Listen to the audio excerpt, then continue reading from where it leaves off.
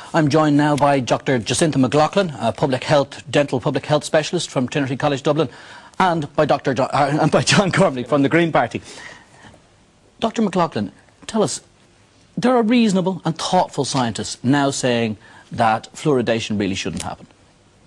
There's no reason to say that we don't need water fluoridation. Countries adopt different strategies in terms of improving the oral health of the community. Our children have benefited hugely from having fluoride in the water supplies.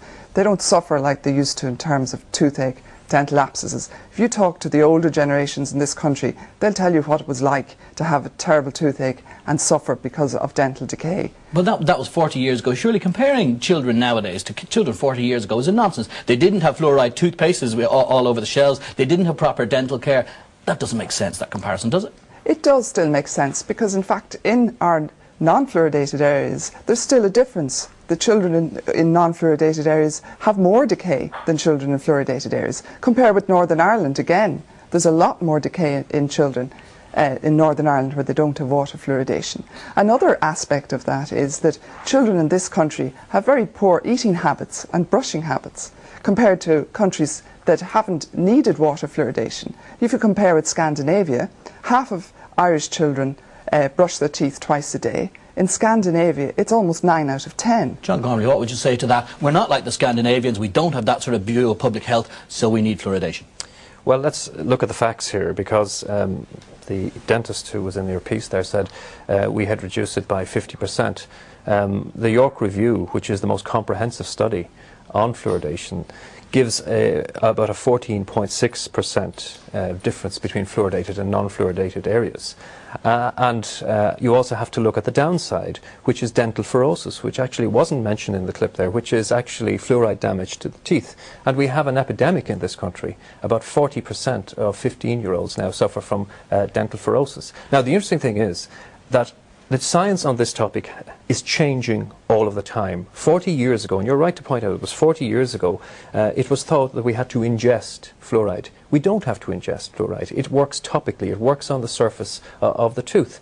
And we also know that from very recent studies, in fact, that you should not give fluoridated tap water to children. The ADA gave that advice. And also, I have to say, and I compliment Jacinta on this, Jacinta herself wrote in an article, herself and her colleague, Professor Clarkson, said very clearly back in the year 2000 that fluoridated tap water should not be given to babies. Just let me address that with you. This seems most strange. There is exactly that quote, and your name is at the top of this paper, International Dental Journal. However, infant formula should still be prepared using non-fluoridated water.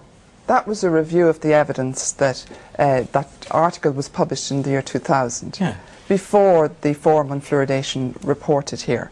And part of the report of the Forum on Fluoridation, your mind a lot, have you? On the basis of the evidence of the Food Safety Authority of Ireland, because they were commissioned to do a report on this very topic. But I'd like to explain to you and to everybody at home about dental fluorosis. In this country, dental fluorosis is seen as very faint white flecks or faint white lines. I looked at the photographs in your clip there, and many of those were not dental fluorosis. They looked very alarming, and I'm sure people at home were very concerned. But in fact, the fluorosis we see in this country, because the levels of fluoride are very low in the water supply, the kind of fluorosis we see is very faint, and it's not obvious. Why is there a question mark over the use of this substance in children if it's perfectly healthy for adults?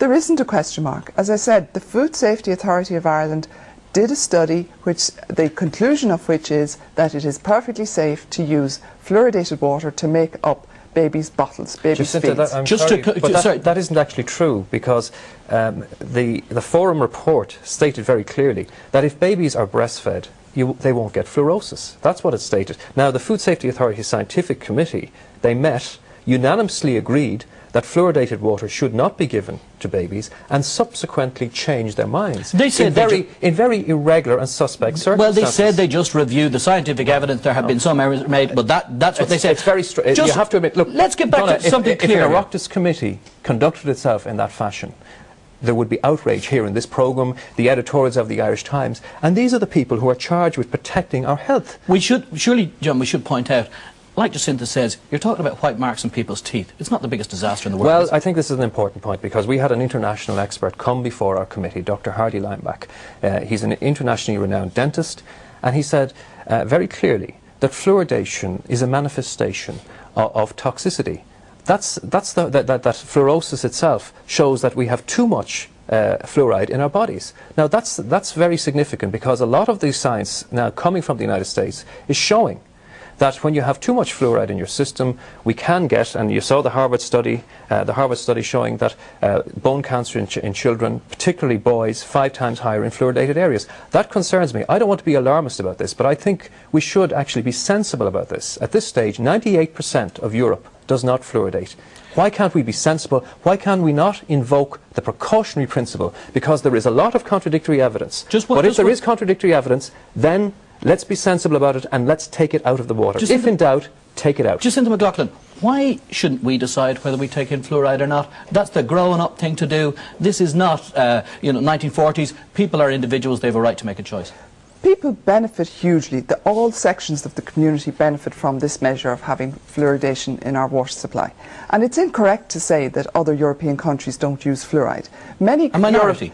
They use fluoridated salt. They use other vehicles to provide fluoride. But they have a choice, Jacinta. But that may be so, but the most effective way, and I read a report arrived to me this morning from the World Health Organization. Their executive body met just in January, and top of their list is water fluoridation. They're urging countries that don't have it to take it on. John Gormley, Jacinta McLaughlin, we'll have to leave it there. Thank you very much.